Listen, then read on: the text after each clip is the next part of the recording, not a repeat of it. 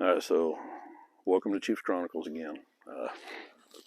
Same day, same place, same shirt, same goofy hat. I have a Jeep, so it's okay for me to wear this. I'm not breaking rules. Um, something really cool happened to me a couple of days ago. Well, actually, this happened about 4 months ago, 3 or 4 months ago. Uh, Shit, I don't know how long ago it was. December. Anyways, it was in December. I got an email from some people um, at a place. It's a retreat at Shiloh Ranch, um, the Protector's Peak at Shiloh Ranch. I believe it's in Idaho. I got an email from them saying that somebody had donated to pay all my travel expenses and for an entire retreat for me at Shiloh Ranch. And it's a retreat for first responders. The one I signed up for is for chiefs of police. They have it for chiefs of police, law enforcement, paramedics, firemen, pastors, um, just a whole slew of things. So get on their website, um, Protectors Peak at Shiloh Ranch. Yeah, but make sure to check out their website. I'm going. It's a blessing to me for sure. Very excited about it. Can't wait. Never been to Idaho. Never really, honestly, been north of Missouri. So, um, or actually Nebraska. But I'm very excited about going. And I'll definitely be doing some videos on that when it's done. That's going to happen in June. Uh, Really, the only other stuff to talk about to get into kind of a serious subject. So I've got a couple of people to set up that I'm going to be doing interviews with, and I want to preface these interviews. It's going to be within the next week, within the next 7 days. That's a week. I want to preface these interviews because there's some shock factor to them that I want everybody to be ready for. Now you have to remember in law enforcement or as a first responder of any type, nurses, anything, the things that we deal with every single day are the things that you hope you don't see on television. You hope you're not watching some TV show and they go just a little too gross, or a little too violent, or a little too scary. And that's what we deal with. And we become adapted to that in such a way that's unnatural that eventually, we lock up all these little tragedies we see every day in these little boxes in our heads, and then all of a sudden, if we don't get the relief, if we don't let them out of those boxes, by God, they come out themselves, and that's a bad thing. That's a terrible, terrible thing because that's at the moment where you lose control. Your mind does things and your body does things that you never intended. Um, it can change the way that you think. It can make you suicidal. Uh, there's no end to it. So keep those things in mind, especially when you hear these stories. These two stories that are going to be coming up in these interviews over the next week. I'm going to preface it with one story of my own. I hope I can keep it to one story. I had an energy drink before I came out here and set up, so sue me. But as a chief, I'd worked as in law enforcement. Period. I couldn't even tell you the number of dead bodies I've worked over my career. A lot of suicides, a lot of suspicious deaths. Just whatever, you name it. And there's no case that I'm going to delve into deeply because it's a small world and no family member needs to hear about it. So the one I'm going to tell you about, we had this older guy came into the PD one morning, and we had just finished some taser training, and we were all back getting our gear put up and stuff. And we had a few guys on the road, but most of us were in the squad room. But he came down. He was real worried about a buddy of his that he became really good friends with when he was in Vietnam, and he lived in that his friend lived in that city. Well, he hadn't heard from his friend for a couple of weeks, and normally, they stay in touch, a couple times a week. Went out and knocked on his door, didn't get an answer. So he got real worried, and so he came down and talked to us about it. And so, we explained to him, we'll go out and do a check the welfare, see if we can get him to answer the door or make contact with a relative or something. This man informed us that the gentleman his friend didn't have any relatives anywhere in the area, none living even that he knew of. So we ended up going out. Oh, heart rate goes up a little bit every time I tell stories. So we ended up going out, and of course we tried to get him to answer the door, and that didn't happen. He didn't get any answer at the door at all. I had my captain on scene with me, and another officer. And I don't think my captain enjoyed dead bodies very much. I'll put that out there. But anyways, we walked around the house, around the exterior of the home, trying to see if there was a point of entry where we wouldn't have to force our entry, and there was not. So we found a rear kitchen door, and it had the little, like 4-inch square panes of glass, like 8 of them.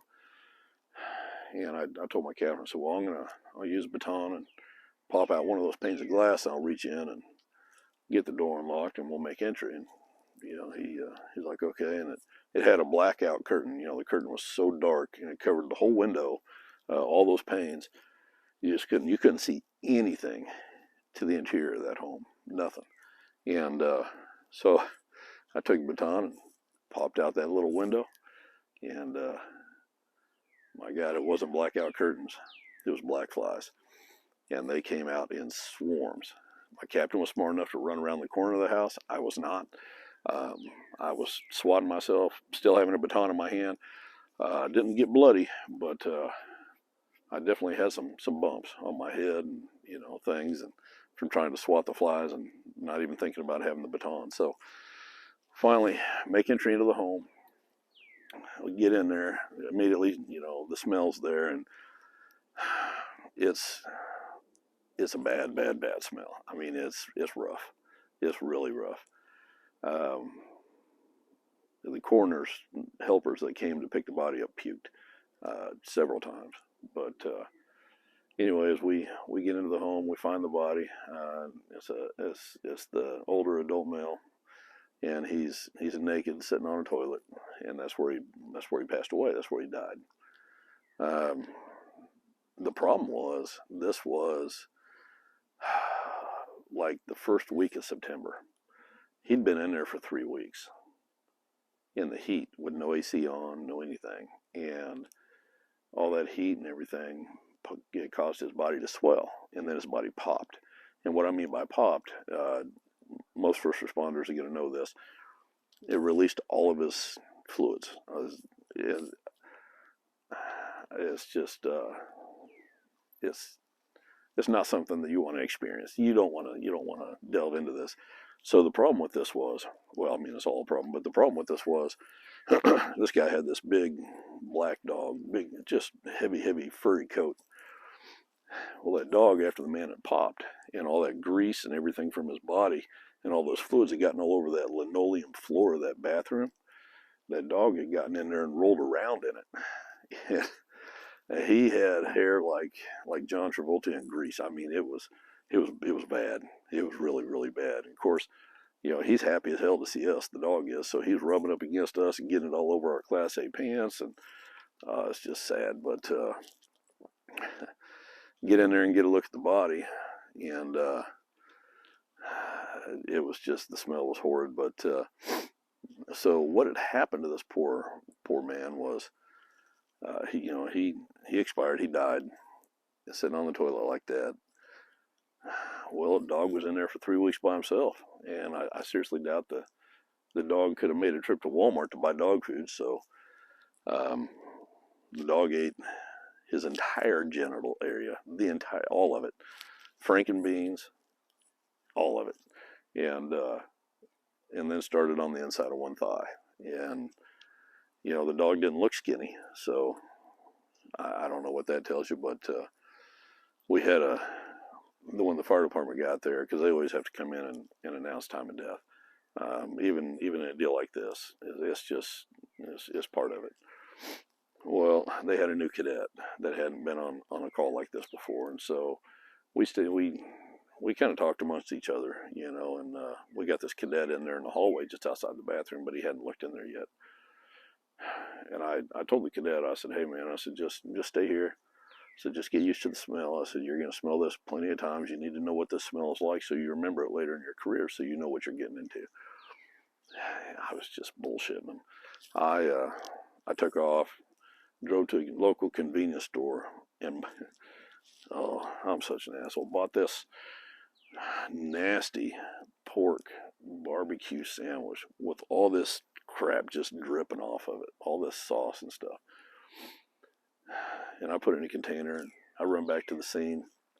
And I get it out of the container after I get out of the car, and I go running into that hallway. And trust me, it wasn't easy to do. Go running into that hallway, and I run right up to that cadet. And I took that sandwich. I had it down by my side, and I took that sandwich up and took a great big bite, and all that stuff just oozed down my chest, you know, on my shirt and everything.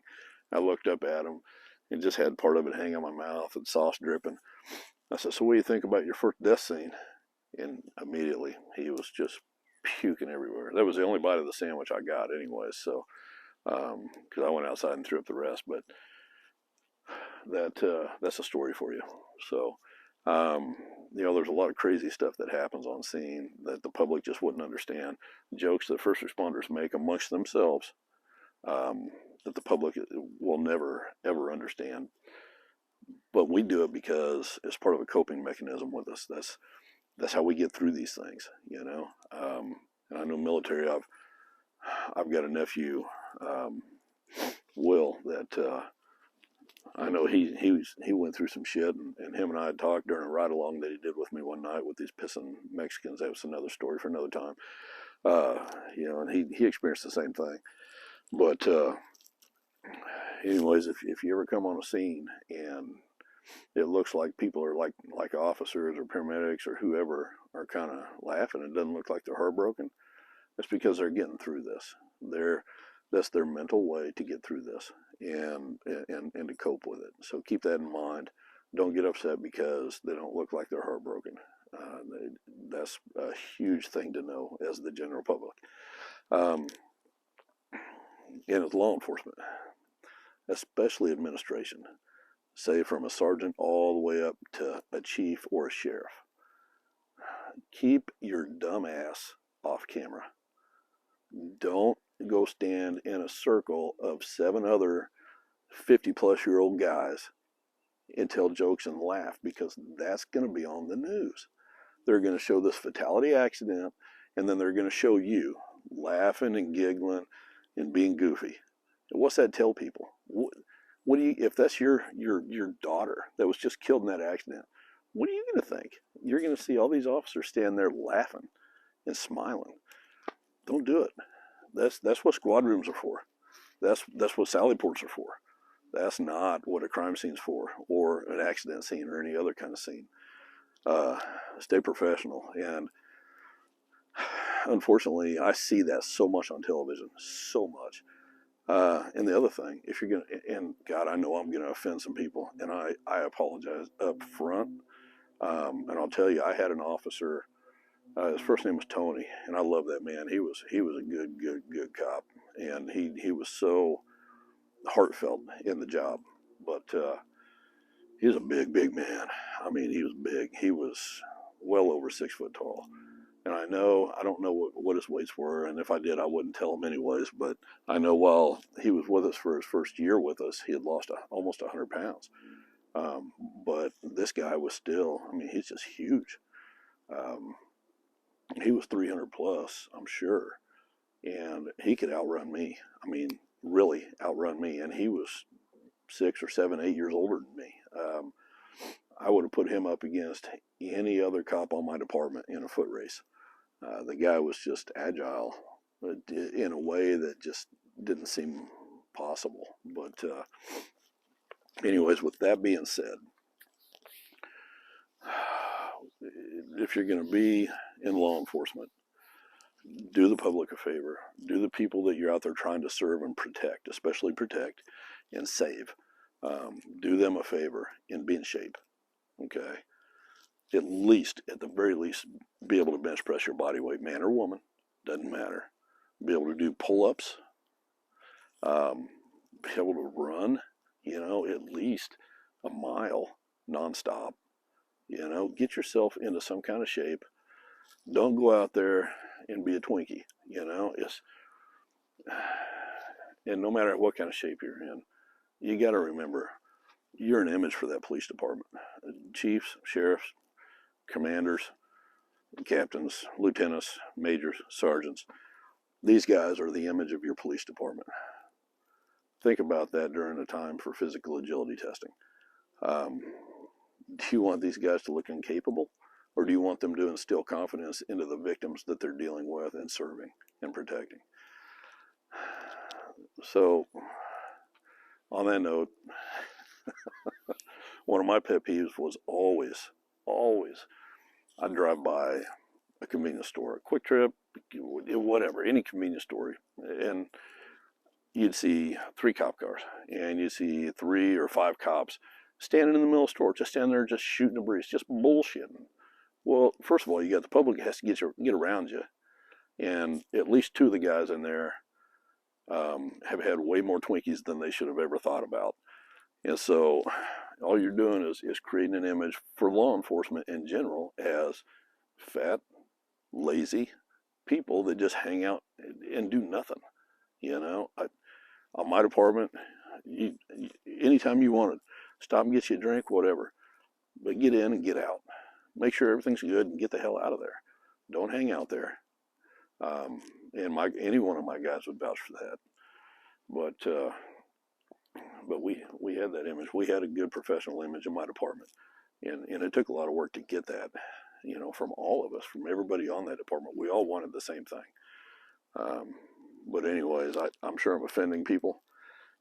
Sometimes the truth is really difficult to hear, but if you're a cop, out patrolling, out doing foot patrol, doing vehicle patrol, doing reports, protecting the public, not standing in the middle of a convenience store where people got to walk around you. Now, if you're working security, like 100% different thing. If you're working security there in uniform, you're supposed to be there. I'm not talking about that whatsoever, because sure enough, I'll have somebody that's going to say something about that. But just remember, as far as law enforcement goes, as far as us as deputies, as cops, we have to portray a good image for our department so that the public has that trust in us. They have that confidence in us. If we don't do it ourselves, what do you think the media is going to do it? Black Lives Matter going to do it? Not going to happen. It's just not. You look at history, it hadn't happened yet. So we have to do it ourselves. Keep that in mind and spread the word about it. I've gone on long enough, and I just got bit by another mosquito on a 70-degree February day in Oklahoma, which is really strange. But that's all I've got for you. As always, Chiefs Chronicles. We've got the YouTube channel, website, podcast. I'm going to be trying to get it spread across some other platforms here pretty quick. Just remember, we're going to have those other interviews coming up in the next 7 days. They're going to be pretty hot topics. If your wife likes to sit and watch Law and Order, get her on this channel. Have her watch it. There's nothing better than real life. And at least that way she would understand, or whoever would understand, how it really is and what the effects of it really are. But anyways, Chiefs Chronicles. This is my full-time gig now. So donations, anything like that, any support for the channel would be appreciated. It's I have 2 Venmos. It's at G Holgrimson is one of them, and at support-Holgrimson is the other. And then I have a PayPal. That's gholgrimson@live.com. So also, before you go, I got a good question for you guys. I've been thinking about doing this. Now, the guy, I had a tattoo done on my ring finger not very long ago, and I'm not going to explain what that. Well, now I'm not going to explain what it is. Anyways, the guy that did that tattoo, he saw my story, saw everything. I'll be back in Kansas City before too long to visit. And when I do, I'm thinking about looking him up and having him add to this tattoo, the tattered blue line flag. But what I want to do, I'm thinking about putting the date of the rescue for the baby. Or maybe put the date up here for the rescue of the baby, and then down here my sentencing date. But anyways, it's just something I'm just not sure about. So let me know what you think about that. As always, Chiefs Chronicles. I'll finally shut the hell up and let you guys go on to do whatever you're going to do. Get your ass off the couch.